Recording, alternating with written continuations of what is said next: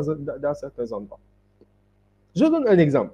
Si on est au Sénégal, par exemple, et que, par exemple, l'armée sénégalaise n'ait pas accès à Tambacounda, tout simplement parce qu'il y a une base américaine ou une base, disons, française là-bas, mais il y aurait beaucoup de contestations au sein de l'armée sénégalaise. Parce que certains officiers, parce qu'un officier, ce n'est pas n'importe qui, un officier, c'est quelqu'un qui a normalement fait l'école de guerre, qui a une certaine culture citoyenne et politique, et qui sait comment marche un pays, comment devrait marcher un pays, et qui est très à cheval sur des notions comme la souveraineté, la protection de la territoire, la protection des frontières. Donc, souvent, ils considèrent que c'est un peu comme une aberration le fait qu'ils ne puissent pas aller à certains endroits de leur territoire et sans raison. C'est une des causes du coup d'État au Mali. Les officiers se sont dit, les Français, ils sont là depuis... J'arrive. Les officiers se sont dit, nous sommes là depuis 10 ans. Mais non seulement l'armée est sous-équipée, nous n'arrivons pas à faire face à la menace terroriste. À chaque fois, il y a des dizaines de morts, nos frères qui sont tués. Mais aussi, nous n'avons pas la possibilité d'accéder au nord du Mali, tout simplement parce que l'état-major français nous l'interdit. OK? À cela s'ajoute une crise économique, à cela s'ajoute beaucoup de scandales, notamment le fils de Ibeka. Et justement, cela a donné une certaine légitimité à ces militaires pour dire que oui, nous prenons le pouvoir pour remettre le pays sur les rails. Et c'est à peu près la même chose qui s'est passée au Burkina, et c'est à peu près la même chose qui s'est passée au Niger, à quelques exceptions près. Donc, c'est ça, en gros, les causes, disons, profondes. Bon, je parle des coups d'État qui viennent d'en bas, qui ont justifié l'action des militaires contre l'ordre constitutionnel qui est établi. Parfaitement. Mais est-ce que les raisons qui sont évoquées, pour moi, est-ce qu'elles ne donnent pas, on va dire, crédibilité et légitimité à la CEDEAO d'intervenir justement au Niger? Parce que les problématiques qui sont mises sur la table par Ousmane, c'est des problématiques de bonne gouvernance, c'est des problématiques de transparence, c'est des problématiques d'état de droit. Si on prend l'exemple du Mali que tu as cité tout à l'heure, mais Assimi Goïta et son régime, ils ont dissous un parti politique d'opposition au Mali, là, très récemment. Et je n'ai jamais vu en Afrique jusque-là, un réel pouvoir militaire qui a pu développer, on va dire, leur contrée géographique. Je n'en ai pas vu. Je ne sais pas si toi tu en connais. Qui a pu développer un pays. Je n'ai pas vu un coup d'État militaire qui réellement, vraiment a pu développer un pays. Peut-être que tu vois l'exemple du Rwanda. Le Ghana avec qui? Avec John... mais ça, mais peut-être ce sont des exceptions. Le Rwanda également. Le Rwanda aujourd'hui en termes de démocratie, le Rwanda en termes déjà d'état de droit et de respect des citoyens, il n'y a pas d'opposition au Rwanda. Alors, en fait, je m'explique. Je comprends ce que mais ce que je voulais finir par là, c'est que est-ce que ce ne sont pas des raisons fallacieuses quand on évoque des problématiques de sécurité, des problématiques de gouvernance locale, transparence, etc. Est-ce que c'est vraiment quelque chose de très concret? Parce que réellement, ces pays-là n'ont pas pu développer. Au Burkina, au Mali, en Guinée, il y a de véritables challenges qui sont toujours là, malgré la présence de ces militaires. Oui, je comprends. Après, il y a des pas quand même qui sont faits, parce qu'aujourd'hui, le Mali est dans une rupture très étanche, en tout cas avec la France maintenant. Oui, je comprends ce que tu dis. En fait, comme je l'ai dit, je ne suis pas dans une logique de défendre. Non, je ne dis pas que tu défends. Non, je sais que tu ne défends pas. Mais ne pense pas que je suis en train de te dire, pas Ousmane, tu défends. Mais j'essaie d'expliquer pour que le citoyen lambda puisse comprendre, parce que l'opinion puisse comprendre qu'est-ce qui sous-basse, qu'est-ce qui est le sous-bassement de ces coups d'État. Tu as dit tout à l'heure que je n'ai jamais vu un pays qui a été développé par un régime militaire. Je suis d'accord. Hein? C'est que... En tout cas en Afrique. En Afrique, oui. Bon, en Afrique. Mais en fait, ce que les gens devraient savoir, c'est que le plus important pour un pays, ce n'est pas, disons, le fait qu'il soit dirigé par un militaire ou par un civil. Je m'explique. Parce que souvent, je vois les politiciens traditionnels se dire que oui, les militaires doivent rester dans leur caserne et qu'ils ne doivent pas s'impliquer en politique. Je suis d'accord, jusque-là, je suis d'accord. Mais moi, je vois au sein des forces militaires des gens très, très, très brillants. et qui comprennent surtout les enjeux par rapport à leur pays et par rapport au monde surtout. Je donne l'exemple de Jerry Rawlings au Ghana. Jerry Rawlings, quand il a renversé le pouvoir, quand il a renversé le pouvoir constitutionnel et qu'il a pris les rênes, l'objectif, c'était d'abord de stabiliser le pays. Stabiliser le pays et surtout effectuer des réformes allant dans le sens de consolider la démocratie ghanéenne. Après avoir fait ça, il est retourné tranquillement dans son caserne, dans ses casernes. Mais qu'est-ce qui s'est passé? Il s'est rendu compte que les civils, après la transition, ils ont recommencé avec les mêmes comportements qui étaient de nature à encourager la corruption, à encourager la mauvaise gouvernance, ce genre de choses. Mais ce qu'il faut savoir, c'est que les militaires ont des opinions comme les autres. Les militaires, il ne faudrait pas les robotiser, c'est ce que j'essaie de dire, les robotiser, en faire des gens qui ne sont là que pour exécuter des ordres souvent illégaux, qui ne sont là que pour faire des guerres souvent illégitimes, parce que, voilà, on ne peut pas dire qu'une guerre entre le Mali et le Sénégal serait une guerre légitime. Une guerre entre le Sénégal et le Niger serait une guerre légitime parce que ce sont des peuples frères. OK? Mais ce que j'essaie de dire par là, c'est que les militaires ne doivent pas être cantonnés à un rôle d'exécution. Les officiers militaires, pour devenir officier militaire, mais c'est un parcours de combattant. On a le bac déjà, souvent on va jusqu'au master, ensuite ensuite on fait on va même jusqu'au master, moi j'en connais, oui. Oui, j'ai un ami, je pense qu'il est même en train de suivre, c'est un officier, il est parti jusqu'en Grèce pour faire ses études militaires. Oui, après on fait l'école de guerre, c'est-à-dire on a des notions en politique internationale, on a des notions en géostratégie, on a des notions en géopolitique, donc on sait comment le monde fonctionne. Moi, j'ai eu en décembre 2020, j'ai donné un cours à l'école de l'état-major. J'ai remplacé un professeur à l'université Cheikh Anta Diop, M. Kanté, M. Boubacar Kanté, que je remercie au passage. Mais ce cours portait sur la géopolitique russe en relation avec le Sénégal.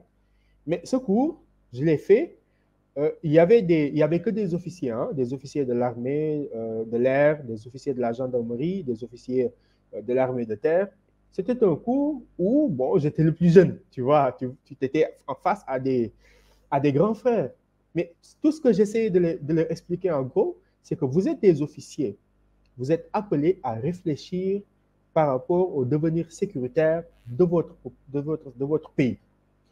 Donc, quand vous êtes officier, vous devez toujours prendre en compte une chose, c'est que vous êtes là par-dessus tout pour protéger la population, pas pour protéger un régime.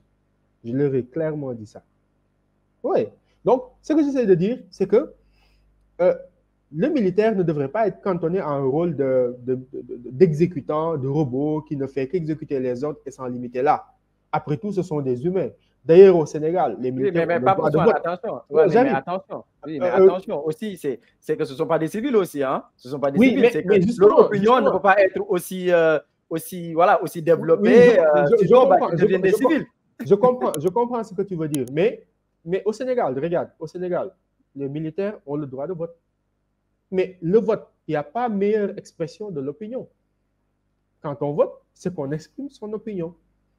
Quand on vote, c'est qu'on dit que oui, je ne suis pas d'accord par rapport à ce dirigeant, j'aimerais qu'un autre dirigeant le remplace. Et je donne une information. Dans l'armée sénégalaise, la plupart sont contre le régime. Ils ne sont absolument pas d'accord par rapport à ce qui se passe. Donc, s'il y avait des élections, je dirais 60 à 80% voteraient contre le régime. Vous voyez un peu. Alors qu'ils ont le droit de vote. Moi, je ne connais pas, je n'ai pas de connaissances, que ce soit dans la police, dans la gendarmerie ou dans l'armée, qui soit pour les pratiques que l'on voit au Sénégal. Je n'en connais pas. Je ne dis pas que ça n'existe pas, mais je n'en connais pas. Mais quand même, pour des raisons de professionnalisme, pour des raisons de professionnalisme surtout, mais ce sont des militaires, c'est la grande muette, comme on le dit, ils sont obligés de répondre, d'exécuter les ordres et de se taire. Mais c'est comme ça. Ce que j'essaie de dire, c'est que j'envisage justement l'armée comme étant des gens qui réfléchissent, et qui savent comment le pays doit être géré et qui sont au taquet, au courant de l'évolution au niveau mondial et qui, à un moment donné, peuvent se dire, oui, la manière dont le pays est géré, c'est absolument pas comme ça. Donc, qu'est-ce que nous allons faire? Nous allons nous regrouper en tant que jeunes officiers pour prendre le pouvoir, faire les réformes nécessaires, que ce soit sur le plan sécuritaire, judiciaire, administratif, etc. Et ensuite rendre le pouvoir aux civils. Ce que j'essaie de dire également par là, c'est que la plupart des coups d'État que l'on voit, que ce soit au Mali, surtout au Mali et au Burkina, c'est la raison profonde de la prise de pouvoir des officiers, c'est en gros ça. En Guinée, c'est un peu particulier parce que le gars se met en spectacle chaque jour. On se rend compte qu'il a pris goût au pouvoir. Mais également, comme je l'ai expliqué. Tu parles du colonel Doumbouya, hein? Oui, comme je l'ai expliqué au début, sa prise de pouvoir a été facilitée largement par la mauvaise gestion de Alpha Condé, par ses velléités de troisième mandat qui a fait plus de 100 morts. Mais, Bokar, regarde un peu. Quand je te dis au début que les changements anticonstitutionnels que l'on a pu observer depuis 5 ans en Afrique n'ont fait que très peu de morts. Mais regarde, les velléités de troisième mandat en Afrique de l'Ouest, combien de morts ça a fait? Au Sénégal, on est à plus de 50 morts. En Guinée, on a eu plus de 100 morts. En Côte d'Ivoire, avec Alassane Ouattara, on a plus de 100 morts. Donc, en tant que chercheur, moi, la question que je me pose, c'est de savoir, mais pourquoi les changements anticonstitutionnels de pouvoir ne font aucune victime et que les velléités, les changements, disons, constitutionnels et dont l'objectif est de perdurer au pouvoir font autant de morts? Donc, moi, c'est ce genre de questions que j'aimerais que les gens se posent et que les gens puissent réfléchir aux causes profondes de ces coups d'État et après, justement, on pourra progresser par rapport à ça. Bon, en gros, c'est ça. Ouais, très bien, très bonne réflexion. On va en revenir au cas du Niger. Mais je pense quand même qu'il est très important à un moment donné qu'on se pose et qu'on réfléchisse tous, en fait. Je pense que chacun est responsable dans cette chaîne. Tu vois, autant les militaires, autant que les civils. Oui, je suis d'accord. Parce que les militaires, à un moment donné, vont avoir le statut, l'uniforme militaire, mais deviennent des civils parce qu'ils vont gérer un pouvoir, voilà, civil avec tous les attributs qui s'y est. Et fondamentalement, tu ne vois pas d'avancement par rapport aux problématiques qu'ils avancent. Tu vois? Par exemple, au Mali, c'est la problématique de la bonne gouvernance. Aujourd'hui, il y a beaucoup de choses qui ne sont pas respectées en termes d'état de droit, en termes, on va dire, de réformes phares, tu vois, dans la finance, dans la gestion des finances publiques, dans la transparence. Il y a beaucoup de choses qui restent. Et c'est ce que je disais aussi à l'entame de mes propos, c'est que les militaires en Afrique de l'Ouest n'ont pas développé ces pays-là. Au Burkina, tu as tout le temps des coups d'État. Au Mali, tu as tout le temps des coups d'État. Tu as eu Modibo Keïta, tu as eu Amadou Toumani Touré, qui a longtemps vécu au Sénégal, qui a été exilé au Sénégal.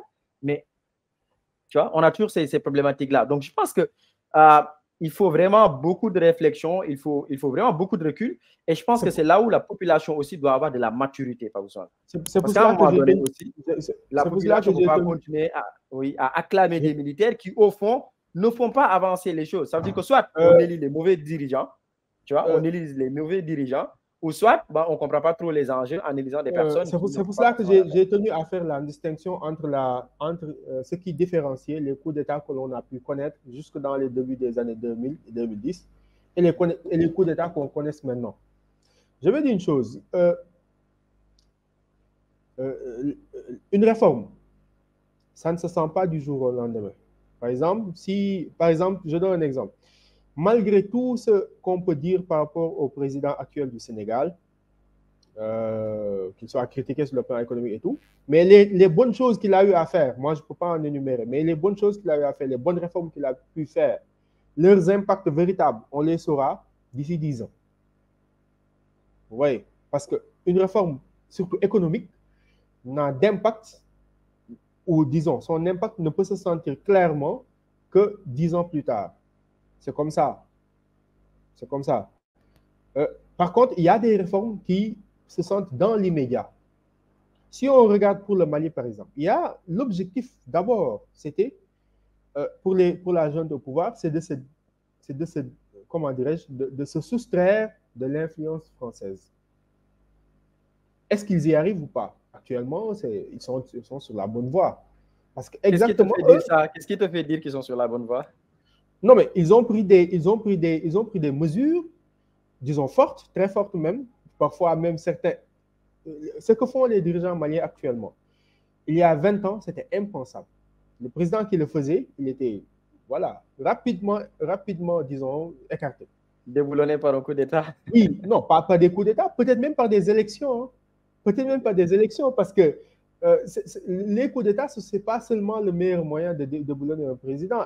On peut prendre un autre opposant, le financer, le faire monter dans l'opinion facilement, il arrive en tête. C'est ce qui s'est passé au Sénégal, mais je ne vous dirai pas pour quel président. On le finance. Bah, c'est pas loin, hein, c'est pas loin. On n'a que 4 candidats au Sénégal. Hein? Oui, c'est pas loin.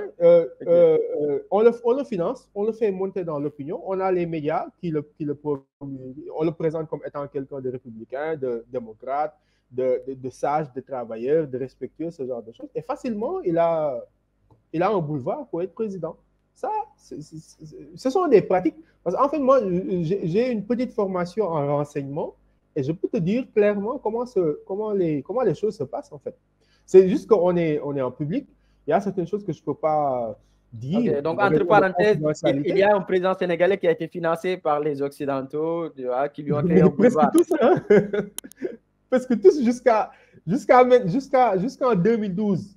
Mais jusqu'en 2012, aucun président n'est élu au Sénégal sans soutien d'une puissance étrangère. Très bien. On en vient à l'intervention, à la intervention militaire. Voilà, maintenant, on est au niveau du Niger. Bon, qu'est-ce que tu en penses? J'ai un peu campé le décor par rapport à ça. Tu sais, une guerre, déjà, la CEDEAO, lors de sa création, sa vocation n'était pas absolument pas d'avoir des velléités militaires. On parle de la force en attente. La force en attente, c'est une bonne chose. Hein? Et on parle même de force anti-coup d'État lors du sommet de la Guinée-Bissau. La CEDEAO n'a jamais eu pour vocation d'intervenir dans un pays pour renverser ou rétablir l'ordre constitutionnel. Son objectif, dès sa création, c'était une forme de coopération économique permettant aux différents pays de mieux commercer, de mieux collaborer et sur le plan économique. OK? C'est ce qui a justifié la carte d'identité biométrique, la libre circulation des biens et des personnes dans les sociétés et tout. Mais actuellement, on se rend compte que la CEDEAO a, depuis 2016, bon, avant 2016, en 1998 et 2016 avec Yaya Jammeh, maintenant, la CEDEAO, oui, se donne des prérogatives qui, selon beaucoup d'observateurs, ne figurent pas dans ces prérogatives de base. Dans la charte constitutive. Oui, dans la charte constitutive, notamment une intervention militaire. Et aussi, l'opinion publique africaine critique souvent l'action de la CEDEAO en fait, par rapport à un fait précis. L'opinion publique africaine se dit que la CEDEAO ne réagit jamais quand il y a tentative de coup d'État ou de modification illégitime des constitutions au sein de ces pays, au sein des pays de l'Union. Mais dès qu'il y a un renversement par des militaires, c'est la CEDEAO qui est au devant pour réclamer la restauration rapide de l'ordre constitutionnel. Donc, c'est un peu cette forme de... Mais n'est-ce pas aussi pour se prémunir de l'anarchie, pas Ousmane? Oui, bien sûr, personne n'est pour l'anarchie. Mais on est quand même pour que, quand on parle de démocratie, une démocratie, elle doit être entière, en fait. Elle doit être disons, encouragée sous ses différentes formes. Mais quand il y a changement illégitime de constitution pour un président pour s'éterniser au pouvoir, comme cela s'est passé en Guinée, comme cela s'est passé en Côte d'Ivoire, mais on n'a pas vu d'action concrète de la CEDEAO disant à avertir le pouvoir en lui disant non, ne faites pas ça, parce que cela est contraire à la démocratie. Ah, mais ça s'est passé en Gambie, par exemple. Ça s'est passé en Gambie, hein? Oui, mais vraiment, Gambie, moi, j'avais donné raison à la CEDEAO. Gambie, c'était un autre problème. Gambie, il y a eu élection.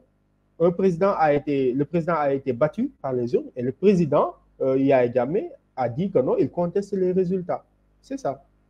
Mais il y a eu élection. Il a d'abord reconnu sa défaite. Oui, il a d'abord reconnu pour ensuite venir contester les résultats. C'est ce qui a justifié. C'est pour cela que justement, lorsque la CEDEAO a voulu intervenir en Gambie, il y a eu très peu d'opposition. Pourquoi? Parce que dans le déroulé des événements, une intervention militaire était légitime. Parce qu'une intervention militaire, il faut toujours pouvoir légitimer ça. Mais actuellement, par rapport au Niger, par rapport au Mali et par rapport au Burkina Faso, une intervention militaire est illégitime. Parce que pour qu'une intervention militaire puisse être légitime, il faut que les opinions publiques puissent être favorables à ce mode opératoire.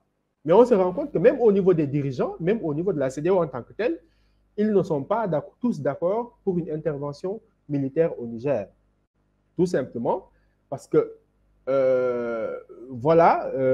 les opinions publiques y voient une méthode, certes peu louable, mais qui permettrait peut-être de changer la trajectoire, disons, sécuritaire et politique du Niger. Donc, c'est ça, en fait. Clairement. Et puis, le danger, c'est comme on le dit, hein, comme le disent aussi les spécialistes, une guerre, on peut très bien savoir quand est-ce qu'elle va se déclencher. Mais on ne peut jamais savoir. On ne saura pas quand est-ce qu'elle se terminera et quelles seront ou quelles seront ses conséquences. On est dans un pays qui est extrêmement large. Le Niger, c'est 1 200 000 km². Hein, plus grand que le Mali, je crois. On va dire plus grand que le Mali. Voilà, qui est plein dans le désert, qui a beaucoup de frontières. Voilà, qui a beaucoup de frontières avec le Mali, le Burkina, l'Algérie, le Bénin. Et donc, voilà, on est vraiment, j'ai envie de dire, dans en terre un peu mouvant. Donc, c'est pas très sûr. Mais est-ce qu'en fin de compte, Pape Ousmane, si on laisse passer le cas nigérian, si on le laisse passer, est-ce que tu penses qu'on sera à l'abri d'un autre coup d'État dans un autre pays francophone? Est-ce que donc ça ne justifie pas? Ça ne justifie pas? Est-ce que ça ne justifie pas cette ambition de la CEDEAO d'aller tout simplement dire aux militaires, vous retournez dans vos casernes et on laisse le pouvoir aux civils, comme ce fut le cas en 2021? Moi, je pense que ce n'est pas une forme de légitimation d'un coup d'État. Tu sais, selon toi, quelle a été l'origine de la situation que nous vivons actuellement dans le Sahel? Quelle est l'origine de ça, en fait? C'était l'intervention de l'OTAN et de la France en Libye. C'est après le renversement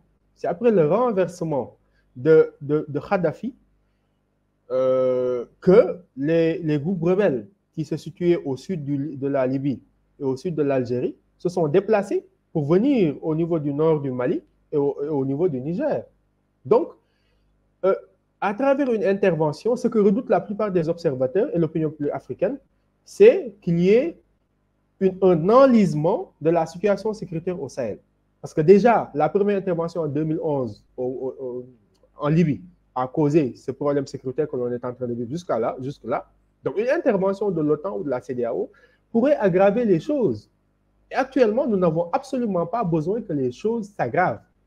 Parce qu'il est temps, et je le dis à chaque fois, que les pays francophones d'Afrique, à travers toute leur potentialité, à travers toutes leurs, disons, ressources humaines, parce qu'on ne peut pas dire que le Sénégal, par exemple, manque de ressources humaines de qualité, puissent prendre leur destin en main pour pouvoir justement travailler à transformer leurs économies et à instaurer un mode de gouvernance qui est différent de ce que l'on a pu voir depuis 1960. Et ça, je crois que les Africains, les pays africains, se sentent légitimes de réclamer ce genre de choses. Maintenant, au Niger, il y a eu coup d'État, bien entendu. La population, on voit au niveau des médias que une partie de la population soutient la CNSP, le CNSP, le Conseil de la transition. On voit également que le Niger est en train de faire des démarches pour trouver un fournisseur de sécurité.